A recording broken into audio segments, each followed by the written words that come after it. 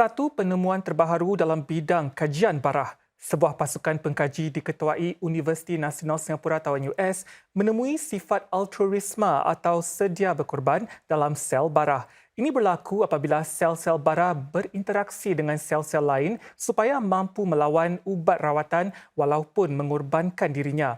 Kajian selama 10 tahun ini cuba mendapatkan jawapan mengapa sebilangan pesakit bara payudara kembali menghidapinya selepas menamatkan rawatan. Pasukan penyelidik berkongsi dapatan ini bertentangan dengan pemahaman umum tentang sel bara dan ia adalah cara baru untuk memahami bagaimana sel itu berfungsi dan menyebabkan penyakit. Kajian lanjut dijangka dapat membantu usaha mengukuhkan lagi kaedah rawatan bara buat masa ini atau menciptakan ubat baru untuk mengelakkannya daripada berulang. Polis trafik menahan 18 pemandu atas kesalahan memandu dalam keadaan mabuk dalam satu operasi di merata negara. Dua pemandu yang dipercayai cuba mengelak daripada sekatan jalan raya juga berhadapan dengan hukuman.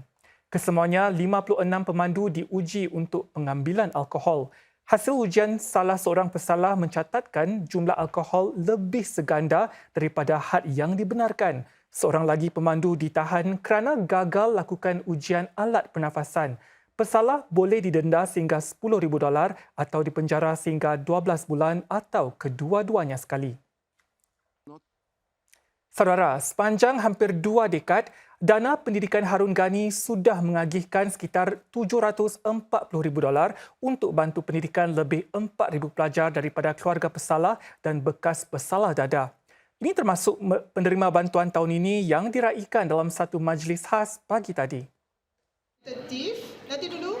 Tahun ini, Dana Pendidikan Harun Ghani atau HGEF sudah mengagihkan sekitar $23,000 kepada 70 pelajar keluarga pesalah dan bekas pesalah dada dan sebanyak 137 permohonan yang diterima tahun ini. Jumlah itu sekitar 50% lebih rendah berbanding tahun-tahun sebelumnya.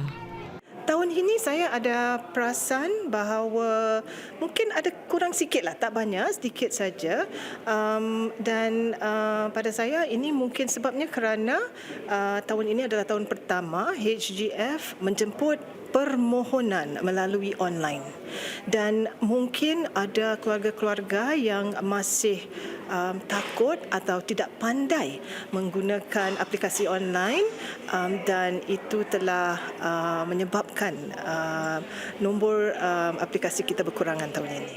Bermula tahun ini, permohonan dilakukan menerusi laman web Yayasan Mendaki. Dalam acara siang tadi juga, para peserta dan keluarga besar HGEF menyokong usaha Projek Rebin Kuning atau YRP untuk menghasilkan selimut kain perca terbesar untuk buku rekod Singapura.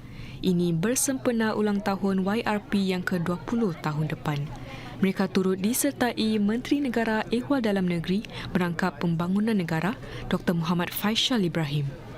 HGEF telah memainkan peranan yang sungguh bermakna dan signifikan kepada para banduan dan juga keluarga mereka, di mana kita dapat lihat lebih daripada $700,000 selama ia dibangunkan telah diberikan ataupun telah disalurkan kepada para banduan dan juga keluarga mereka, lebih-lebih lagi dalam pendidikan anak-anak mereka. Dan ini penting kerana pendidikan itu adalah satu wadah yang baik, padat bagi kita untuk memberikan ruang pembangunan, sokongan kepada anak-anak ini. Lebih 4,000 pelajar keluarga pesalah dan bekas pesalah dada sudah dibantu sejak HGEF dibentuk pada 2005.